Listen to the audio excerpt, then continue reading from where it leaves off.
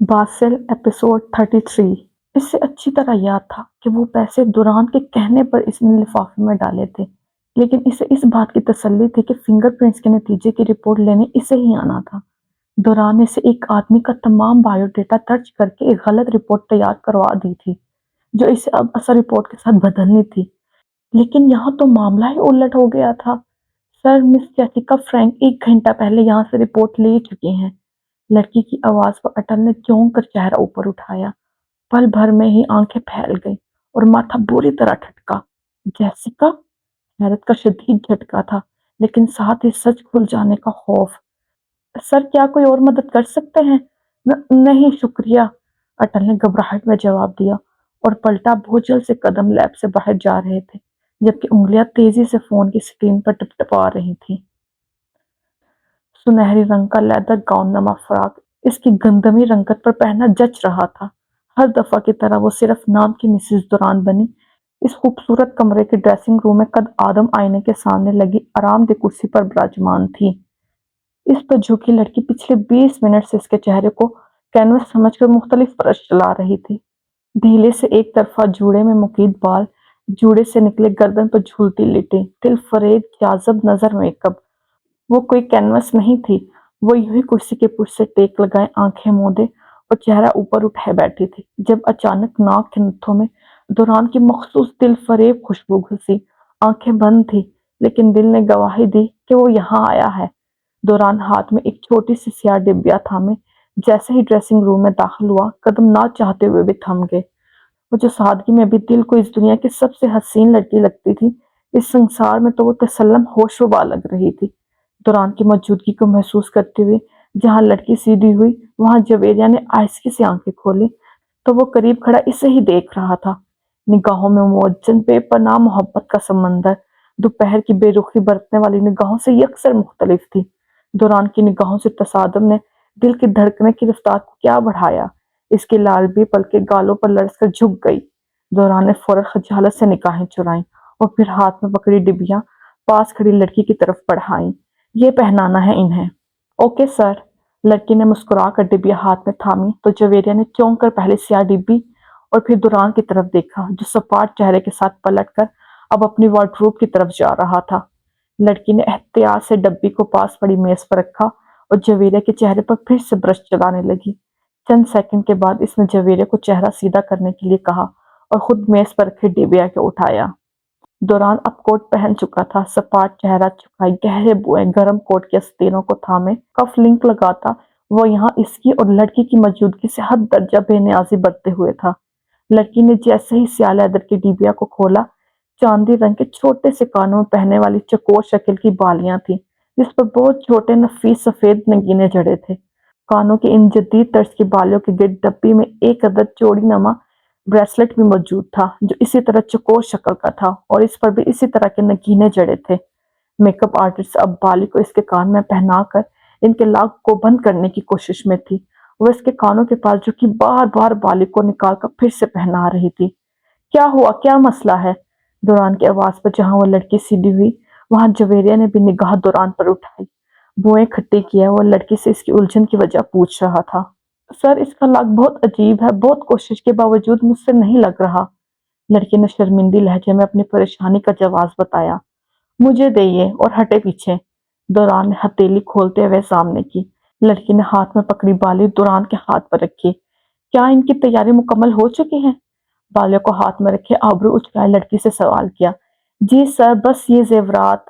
آپ جا سکتی ہیں، یہ میں کر لوں گا، دوران نے سپاٹ لہجے میں حکم دیا تو لڑکی نے سر کو استناب میں ہلایا اور اپنے بیگ کو اٹھائے دروازے کی طرف بڑھ گئی۔ اس کے جانے کے بعد دوران نے ہاتھ میں پکڑی بالی کو انگلی کی پور میں گھمایا اور آنکھوں کو چندے کیا دیکھا، پھر حیران بیٹھی جویریہ کی حالت سے بے نیازی برتے جھکا، آہستگی سے اس کی کان کی لوک کو تھاما۔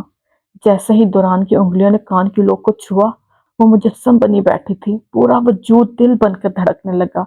دوران نے 1 سیکنڈ میں لاک کو بند کیا اور پھر اس کے دوسرے کان کی طرف جھکا۔ اب کی بار جویریہ نے آئینے میں عکس دیکھا تھا۔ اب کی بار جویریہ نے آئینے میں عکس کو دیکھا۔ اس کے پیچھے کھڑا وہ دوران ملک ہی تھا، جس کے کان میں بالی پہنا رہا تھا۔ کیا تھا وہ؟ پل میں کچھ اور پل میں کچھ۔ दोपहर को इसे खुद से अलग करता हुआ और अब इस पर झुका इसे जेवर पहनाता हुआ। क्या दुरान का ये रूप भी है? हैरत दर हैरत थी। दोनों कानों की लौ में झूलती वो बालियां बहुत छोटी थी, लेकिन वो कान की लौ को जकड़े कान की हड्डी में एक बैल की तरह चढ़ रही थी। हाथ आगे करो। दुरान की आवाज पर सिपटा कर इसने ऊपर देखा। वो हाथ में चांदी रिंग कड़ा थामे खड़ा था। जवेरिया ने शर्मिंदगी से बाजू ऊपर उठाया तो इसने आहिस्ते से कलाई थामी और हाथ में पकड़ा कड़ा कलाई में घुमाकर इसके लाक को बंद किया। दुरान के मोबाइल पर बजती रिंग टोन पर वो इसके बाजू को यूं ही हवा में छोड़कर दूर हुआ और फिर फोन कान से लगाए दरवाजे की तरफ बढ़ गया। हेलो हूँ, बोलो। फोन कान से लगाए आगे बढ़ता वो ड्रेसिंग रूम से बाहर निकल गया था, जबकि अब भी वो वहीं वक्त हैरत में मुजस्सम बनी खुद को आईने में देख रही थी। ये रात कुछ भी नहीं थी, ये रात सब कुछ है। तलुए जाम से पहले, तलुए जाम के बाद, वही जुबां, वही बातें, मगर है कितना फर्क। तुम्हारे नाम से पहले, तुम्हारे नाम के बाद। चमचमाती इमारत के बाहर लगे बड़े से तख्ते पर लिखे सुर्ख अल्फाज जगमगा रहे थे। The open theatre admission of stuntman, Los Angeles and Chicago stunt performance. इमारत में दाखिल होते ही तवील राहदारी के बाद बड़े से हॉल में कतार दर कतार लगी नशिस्तों पर बैठे वो भी सर झुकाए बैठा था। स्याह टी शर्ट और नीली जींस में मलबूस 22 साला दुरान मलक। इसकी शर्ट पर लगे कार्ड्स पर 07 नंबर जगमगा रहा था। दोनों हाथों की मुट्ठियों को आपस में मिलाए एक गिर के शोर से बेनियाज गहरी सोच में गर्क वो बज़ाहिर अपनी बारी के इंतजार में था, लेकिन जहन में जलते लावे और ही सोचों में गर्क किए हुए थे। आखिर को नवीन मलिक की तमाम जायदाद बेचने के बाद पाकिस्तान से अमेरिका आए इसे आज 2 हफ्ते हो चुके थे। ये 2 हफ्ते बेकार होटल में गुजारने के बाद वह स्टंटमैन के एडमिशन के लिए आया था, जिसके लिए 2 दिन पहले इसने फॉर्म पुर किया था। आज इन 200 लड़कों में वो भी शामिल था। वो सब लड़के अमेरिका मुख्तलिफ एकेडमी से महारत हासिल करने के बाद एडमिशन देने पहुंचे, जिनमें एक वाहिद वो था जिसके पास बकायदा किसी भी इदारे का सर्टिफिकेट नहीं था। नंबर 07 हॉल में गुंजी अनाउंस्ड पर इसने झुका सर ऊपर उठाया। ये इसी का नंबर था जो अब 3 घंटे के तवील इंतजार के बाद पुकारा जा रहा था। नंबर 07, आपसे गुजारिश है थिएटर में तशरीफ लाएं। अनाउंसमेंट होते ही वो उठ खड़ा हुआ था और अब खुद पर घड़ी सबकी नजरों को महसूस करता थिएटर की तरफ बढ़ रहा था। बड़े से सुर्ख पर्दे को हटाकर जैसे ही वो आगे पहुंचा, ये एक बहुत बड़ा स्टेज था जो आम स्टेजों से बहुत मुख्तलिफ था। सामने तैराकी का तालाब था, एक तरफ मुख्तलिफ वेट लिफ्टिंग का साजो सामान और सामने लगी नशिस्तों पर विराजमान 7 लोग इस एडमिशन के जज थे। ये 2 खवातीन और 5 मर्द थे। आपका नाम? इसके माइक पर पहुंचते ही इससे पहला सवाल नशिस्त के दरमियान में बैठी खातून ने ही पूछा था। दुरान मलक। दौरान आपके स्किल्स में तो बहुत कुछ लिखा है, आप खुद बताएंगे क्या ये सब? ये बहुत दिलचस्प है कि आप बिना कोई एकेडमी से महारती मशक के लिए ही इतनी चीजों में महारत रखते हैं। आपकी बात बोलने वाला अधीर उम्र शख्स था। दौरान ने माइक को थामे मुंह के करीब किया और फिर थिएटर में इसकी भारी आवाज गूंज उठी। पहाड़ों की चढ़ाई, skating, sky diving, scuba diving, martial arts, घोड़ा सवारी और आतिशबाजी के इस्तेमाल में इजाफी तजर्बा। दौरान ने माइक के करीब चेहरा किए मतवाज़न लहजे में एक के बाद दूसरी महारत का नाम लिया। हम एडमिशन में इनमें से किसी भी महारत को जान सकते हैं, क्या आप तैयार हैं इसके लिए? बिल्कुल, हर तरह से। पुरएतमाद लहजा था।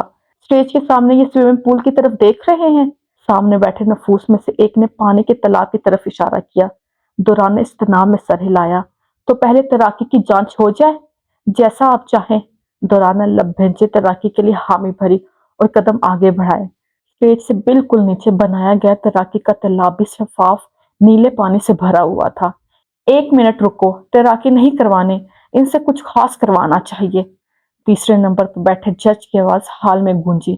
दौरान के कदम थमे, साथ ही वहां मौजूद बाकी तमाम जजेस हजरात की निगाहें भी इस जजेस की तरफ घूम गई।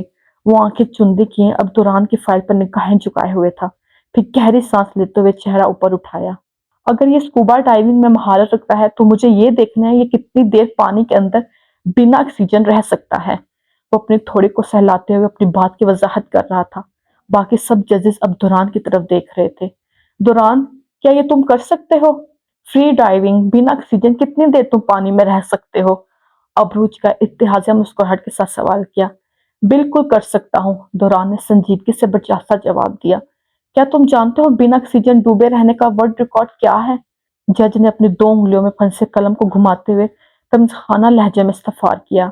नहीं, दुरान ने कतन से जवाब दिया। चेहरे पर कोई तासुर नहीं था, ना खौफ ना हिचकिचाहट। वर्ल्ड रिकॉर्ड 19 मिनट और 3 सेकंड है, लेकिन मैं तुम्हें 10 मिनट तक ही पानी में रहने पर मुंतखब कर लूंगा।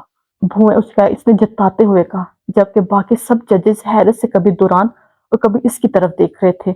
ठीक है, तो तुम्हारा वक्त शुरू होता है अब। दुरान जजिस का जुमला मुकम्मल अदा होने से पहले ही शर्ट उतारकर तालाब में छलांग लगा चुका था। अब सबकी निगाहें घड़ी पर जमी थी। 1 मिनट, 2, 3, 4, 5। वक्त सिरक रहा था और सबकी निगाहें मतवातर तालाब से घड़ी और घड़ी से तालाब की तरफ सफर कर रही थी। 10 मिनट से ऊपर वक्त जा रहा है, जज खातून ने होंक चेहरे के साथ माइक में कहा। घड़ी की टिक टिक पूरे हाल में गूंज रही थी। सबकी पेशानी पर बल पड़ रहे थे। जज खातून ने बेचैनी से बाकी जजेस की तरफ देखा, जो चुपचाप बैठे थे। घड़ी अब 12 मिनट दिखा रही थी। शानदार। वस्त में बैठे जज ने लबों को शताइती बाहर निकालते हुए सर को जनच दी, जबकि साथ बैठी खातून ने परेशानी से अपना चेहरा माइक के करीब किया। 13 मिनट, ये बहुत ज्यादा है, देखो इसको। ये स्टंटमैन एडिशन है, कोई रियलिटी शो नहीं। स्टेज पर हाथ बांधे खड़े 2 लड़के भागते हुए तालाब की तरफ बढ़े। घड़ी की सुइयां सराय से 13 मिनट से आगे बढ़ रही थी। सब जज अब गुस्से से टास्क देने वाले जज को घूर रहे थे, जो अब भी निगाहें घड़ी पर जमाए सपाट बैठा था। ओ जीसस, निकालो इसको बाहर। ये क्या पागलपन है, इसकी जान भी जा सकती है। एक और जज खड़े होते ही चीखा था। इसी वक्त दुरान उछल कर पानी की सतह के ऊपर आया, तो जैसे सबकी अटकी सांसें बहाल हुई और चेहरे की सफेद पड़ती रंगत में फिर से खून की लहर दौड़ी। घड़ी 13 मिनट और 40 सेकंड का वक्त दिखा रही थी। दुरान मुकम्मल भीगा, गीले बालों में उंगलियां फेरता अब स्टेज पर खड़ा था। तमाम जजेस अपने शिस्तों से उठ खड़े हो चुके थे और अब सत्ताईशी निगाहों से दुरान की तरफ देखते हुए तालियां बजा रहे थे। यह हैरान कुन था, तुम कमाल हो। आओ अपना मुंतखब कार्ड ले जाओ, जज ने गर्मजोशी से मुस्कुराते हुए पुकारा। कुछ देर पहले वाली एहतियाजा मुस्कुराहट अब गायब थी। दुरान इसी तरह भीगा हुआ अब जजेस की डेस्क की तरफ बढ़ रहा था। वो करीब आया और टास्क देने वाले जज ने इसे गले लगाया। Well done Basil. एक सरगोशी थी जो इसके कान में हुई। दुरान के कान खड़े हुए। इसने मुस्कुराते हुए दुरान को खुद से अलग किया। दूसरे जज 27 निगाहों से इसे देखते हुए आगे बढ़ रहे थे, लेकिन दुरान की निगाहें इसी जज पर टिकी थी, जब कोर्ट के शिकन दुरुस्त करता वापस अपने नशिस्त पर बैठ रहा था।